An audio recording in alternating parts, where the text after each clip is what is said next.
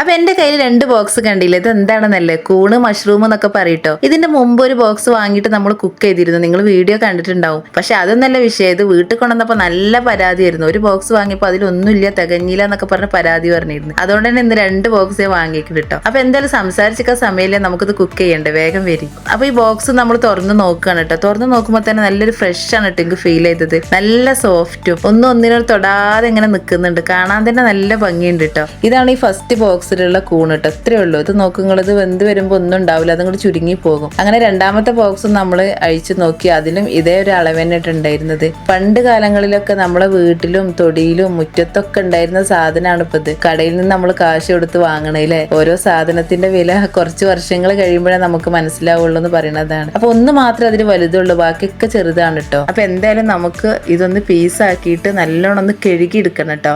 അപ്പൊ അതിനു വേണ്ടി ഞാൻ കുറച്ച് മഞ്ഞൾപ്പൊടി എടുത്തിട്ട് ഇതിന്റെ മുകളിലൊന്ന് ഇങ്ങനെ വെതറി കൊടുക്കുന്നുണ്ട്. അപ്പൊ നല്ലോണം ഒന്ന് വെള്ളത്തിൽ ഒന്ന് കഴുകി എടുക്കണം.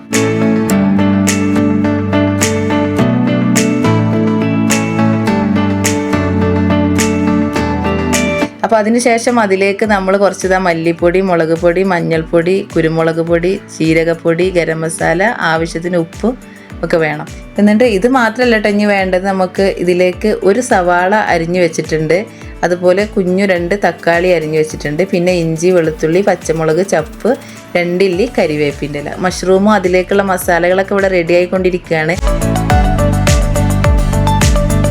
കുക്ക് ചെയ്താൽ മതി. അപ്പോൾ അതിന് വേണ്ടി ഒരു പാൻ അടുപ്പത്ത് വെച്ചിട്ടുണ്ട്. കുറച്ച് എണ്ണ ഒഴിച്ച് അതിലേക്ക് നമ്മൾ ഇഞ്ചി, വെളുത്തുള്ളി, പച്ചമുളക്, ചപ്പൊക്കെ ഇട്ടിട്ടൊന്ന് ഇളക്കി ചേർക്കട്ടോ. അതിനുശേഷം സവാള ഇട്ട് കൊടുക്കുക. സവാള നല്ലോണം മൂക്കാൻ വേണ്ടി ഒരു ഇത്തിരി ഉപ്പ് ഇട്ട് കൊടുക്കുക കേട്ടോ. എന്നിട്ട് സവാള നല്ലോണം അങ്ങോട്ട് വഴറ്റി വന്നതിന് ശേഷം നമ്മൾ നേരത്തെ അരിഞ്ഞു വെച്ചിരുന്ന തക്കാളി ഉണ്ടല്ലോ, അത് അതിലേക്ക് ഇട്ട് കൊടുക്കുക. കറിവേപ്പില വേണമെങ്കിൽ നമുക്ക് ഇപ്പം ഇട്ട് കൊടുക്കാം, ഇനി ലാസ്റ്റ് ഇട്ട് എടുത്താലും കുഴപ്പമില്ല കേട്ടോ. എന്നിട്ട് അതിന് ശേഷം നമ്മൾ എടുത്ത് വെച്ചിരുന്ന മസാലകളൊക്കെ അതിലേക്ക് ചേർത്ത് കൊടുക്കുകയാണ്. ഇവിടെ മസാലകളൊക്കെ നല്ലോണം അങ്ങോട്ട് ചേർത്ത് ഇളക്കിയിട്ട് ഇതിന്റെ കളറ് മാറണ വരെ ഇളക്കി ചേർക്കണം കേട്ടോ. അതിനുശേഷം മാത്രം നമ്മൾ മഷ്റൂം ഇട്ട് കൊടുക്കുക. എന്നിട്ട് മഷ്റൂം ഇട്ടതിന് ശേഷം നമ്മൾ എന്ത് ചെയ്യണം, നല്ലോണം ഇളക്കി ചേർക്കണം. വെള്ളം ഒന്നും ഒഴിച്ചെടുക്കേണ്ട ആവശ്യമില്ല, വെള്ളമൊക്കെ അതിൽ തന്നെ ഉണ്ടാവും. കുറച്ച് സമയം കഴിയുമ്പോൾ അതിന് തന്നെ അങ്ങനെ വെള്ളം നമുക്ക് വരുന്നതായിട്ട് കാണാൻ പറ്റും. അപ്പൊ എന്തായാലും നല്ലോണം ഇളക്കി ചേർത്തതിന് ശേഷം ഒരു പാത്രം എടുത്തിട്ട് ഒന്ന് അടച്ചു വെച്ചിട്ട് ഒരു 10-15 മിനിറ്റോ ഒന്ന് വേവിക്കട്ടോ.